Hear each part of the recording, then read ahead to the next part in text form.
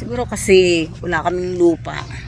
So, ito yung pangarap ko talaga na magkaroon ng kaprasong lupa, magtanim. Good morning! Magandang umaga! Gusto na mga lolo, lola, nanay, tatay, kapatid at kaibigan. So, nandito kami sa farm. After the storm, nililinis na namin yung pagtataniman ng garlic. Yung pangarap ng lola. Garlic, onion, ginger, gabi. Tatry muna natin. Pero before that, kailangan linisin. And actually, we sacrifice 1, 2, 3, 4, 5, around 8 trees ng kalamansi. Yung pinutol para magkaroon ng space na pagtataniman ng gulay ang Lola Miray here. Maraming mga plano tungkol sa farm, pero hindi magmamaterialize lahat ngayon pag uwi namin, siguro later on. But for sure yung gate, dalawang gate magkabilang side ay matatapos before bumalik sa Hong Kong ang lolo at ang lola.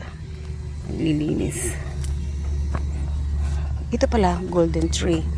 So yung mga, marami tayong punla na golden tree, and itatanim na lang siguro pagbalik namin sa Hong Kong. Sila sina magtatanim sa kabilang side ng farm. Yan oh, sa dalawa. Yan yung mga puno na tinabas. Actually maraming bunga kalamansi at medyo mahal yung kalamansi, kaya medyo nanghihinayang. Pero ganun talaga eh, kailangan mong i-sacrifice yung iba para sa iba. Ayan. Bangal siya ng bagyo. Hindi natin ang tukod. Yan. Yan. Itukod na. Laki na, diba?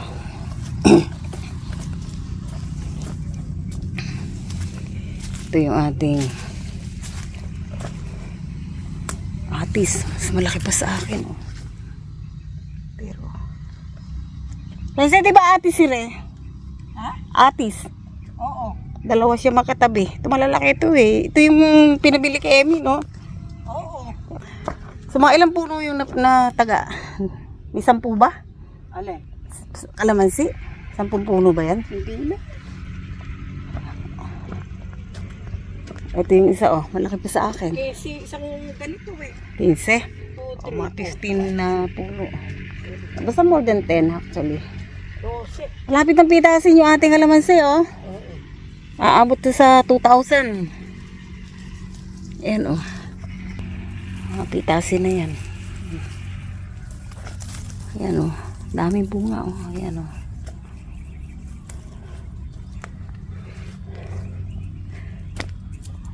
Ay, sili, lalong gaganda yan kapag ka nalinis yung paligid niya.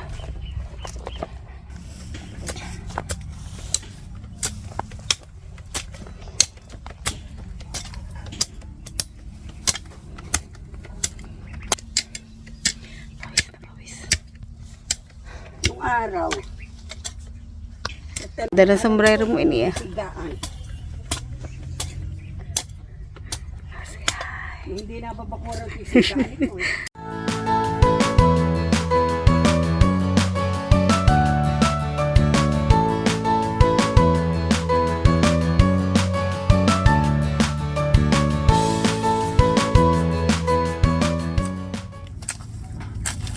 Ulan. Paano tunay na magtutuman na ang Lola Miray? Kinakaril. Ito na ngayon ang aking bagong karir. Magsasaka. Magsasaka. Magtutumana. Magtutumana. Di ko ko.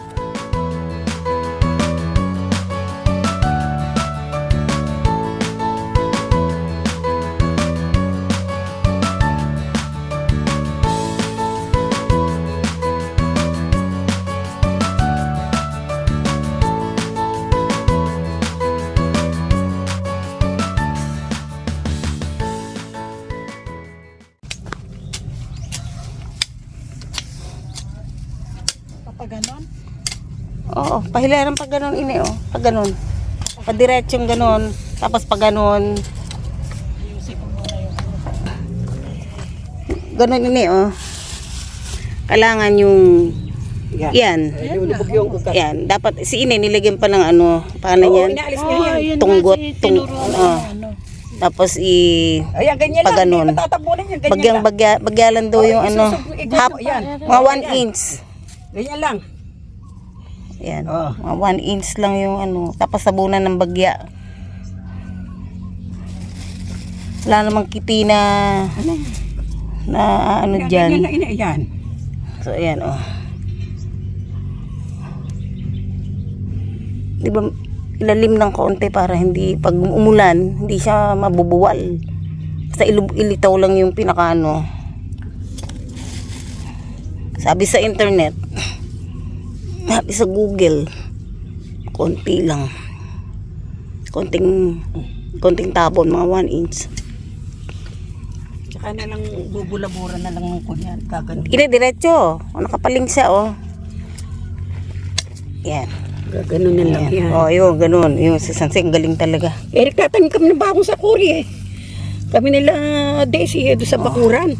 Konting ano, yun. Konting, wag lang malulubog talaga ng lubog na lubog.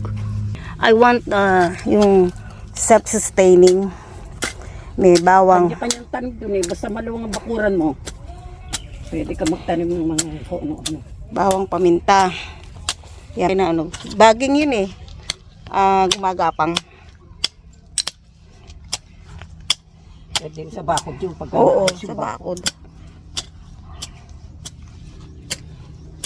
Kailangan ayusin yung bakod.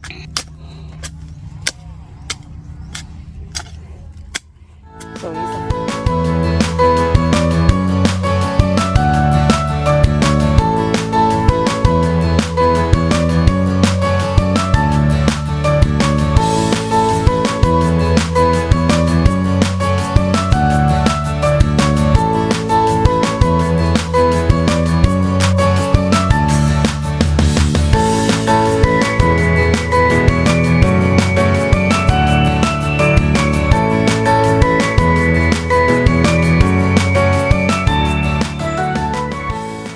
Sansi, nagtatanim naman ngayon ng onion. Oh, say hello onion. Ayun na nga, dalawa. Kailangan Oh. maging mataba. Magbunga ng mataba, ng malaki. Para masulit yung pagod ni Sansi. Baka sabihin, kaya-kaya naman ikaw bumili ng sibol. Ay, gusto ko nga. Gusto ko sa Lola Mirai's farm, mini farm. Merong sariling tanim na naaanihin mo, gagamitin mo. Kung kailangan mo ng sibuyas, kailangan mo ng luya, kailangan mo ng bawang, ay dyan lang, pupunta ka lang sa farm, kukuha ka lang. Yun ang gusto kong buhay, especially sa katandaan. Kung hindi namin kaya magtanim ni Sanse, ni Dikong, taga-mando na lang, magmamanage na lang. Mga bata na ang magtatanim. Yan, ganyan. Dapat yung kwan. So, we will try sa small plot. Pakunti-kunti. Gusto ko yung maraming variety yung maitatanim.